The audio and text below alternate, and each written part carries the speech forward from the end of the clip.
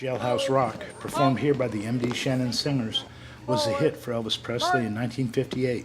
In that same year, the campus that had once been Morgan City High became M.D. Shannon Elementary. On Saturdays, staff members, students, and alumni gathered to pay tribute to the school, which will close because of declining enrollment and declining state aid. Among the people who appeared Saturday were several former principals, including the first, 92-year-old Calvin Bourgeois. What I did, I didn't know what to do, really.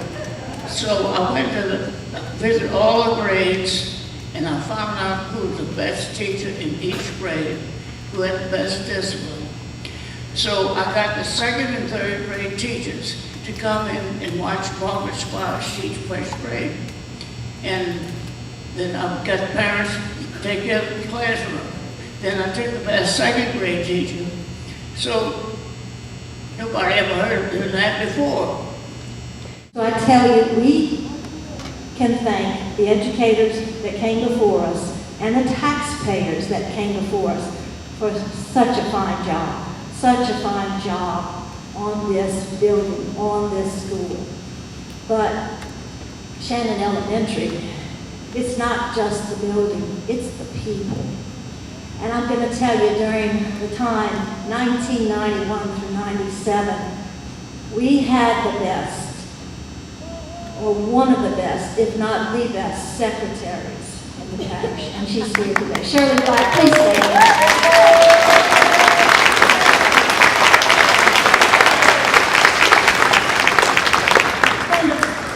Everybody loves Miss Shirley, and she did such a fine job. And another day and time, I think she would have been a principal.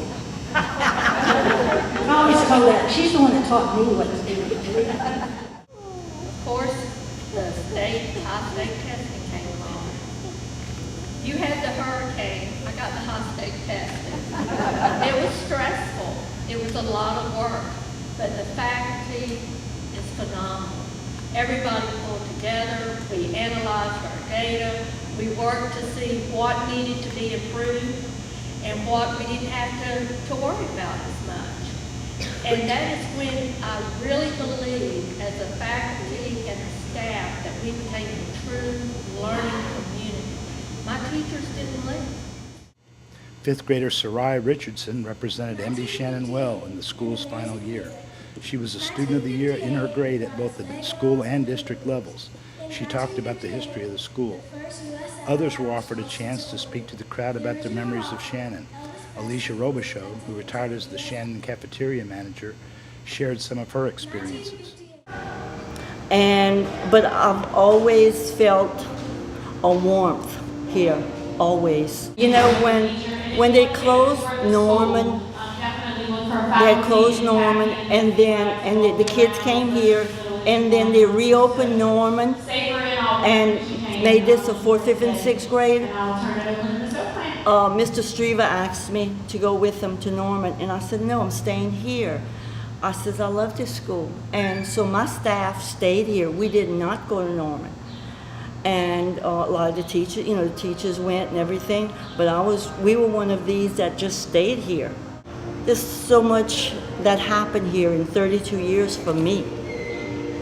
And I just, I love this school. And for them to be closing it, because like I said, the 32 years I was here, there was hardly ever any work done here.